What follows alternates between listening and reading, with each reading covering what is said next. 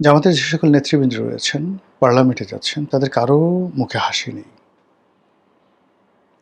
জামাতের প্রায় সব নেতা, সেটা জামাতের সভাপতি ধরেন, সহসভাপতি ধরেন, যেগুলোকে তারা আমির বলেন, নায়েবে আমির বলেন, তাদের চেহারা ছুড়ে দেখেন। জামাতের যিনি সেক্রেটারি জেনারেল মিয়া গোলাম পরোয়ার, তাকে দেখেন। জামাতের সেলিম উদ্দিন সাহেব আছেন, হামিদুর রহমান আজাদ আছেন, ডক্টর মাসুদ আছেন।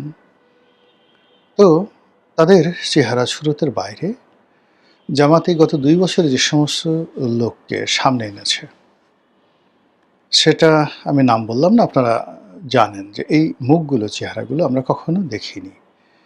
তাদের কারোরই মুখে ন্যূনতম হাসি নেই, এবং তারা যে সকল কথাবার্তা বলছেন সে সকল কথাবার্তার মধ্যে ইংরেজিতে যেটিকে বলা হয় কনসিস্টেন্সি, ধারাবাহিকতা, সেই ধারাবাহিকতা লক্ষ্য করা যাচ্ছে না। এবারে তাদের যে সকল প্রক্সি সংগঠন রয়েছে, যেমন প্রেস ক্লাবে কিছু সংগঠন সেই আওয়ামী লীগ জমানাতে তারা অনুষ্ঠান করতেন, অদ্ভুত অদ্ভুত নাম।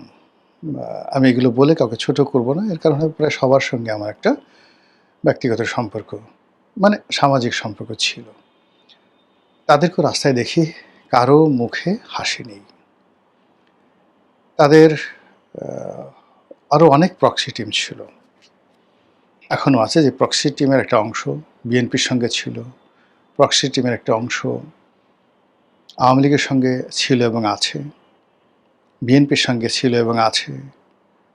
তারপর সচিবালয়, সেনাবাহিনী, কোর্ট কাছারি থেকে শুরু করে সব জায়গাতেই তারা এজেন্ট, প্রক্সি এবং পেইড এজেন্ট, এগুলো তারা খুব সুকৌশলে দীর্ঘদিন ধরে এই রিক্রুটমেন্টে তারা চলে আসছে। তো যতটুকু আমি চিনি এবং জানি, কোথাও তাদের কেউ এই মুহূর্তে স্বস্তির মধ্যে নেই।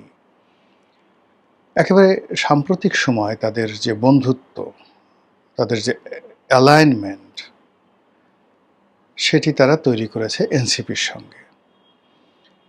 এনসিপিকে তারা মূলত চেয়েছিল যে সরকার এনসিপি, মানে এনসিপি সরকার গঠন করুক, ডক্টর মোহাম্মদ ইউনূসের নেতৃত্বে প্রধান বিরোধী দল জামাত থাকুক, আর বিএনপি থাকুক তৃতীয় বৃহত্তম দল, এবং এরকম একটা ম্যাটিকুলাস ডিজাইন তারা বাস্তবায়ন করার চেষ্টা করেছিল।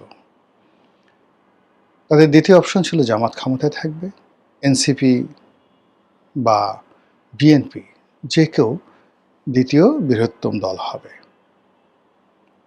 তাদের একেবারে তৃতীয় এবং সর্বশেষ যে প্রচেষ্টা, সেটা ছিল যে কোনো মূল্যে নির্বাচনটিকে পিছিয়ে দেওয়া, 1 বছর, 2 বছর, 3 বছর, 4 বছর, এবং ডক্টর মোহাম্মদ ইউনূসের জমানাকে টেনে নিয়ে যাওয়া। কিন্তু এই ঘটনার সঙ্গে আন্তর্জাতিক চক্র জড়িয়ে যায়, বিশেষ করে আমেরিকা। কেন জড়ায়, কিভাবে জড়ায়, এই বিষয়গুলো বলতে গেলে আরও অনেক সময় লেগে যাবে।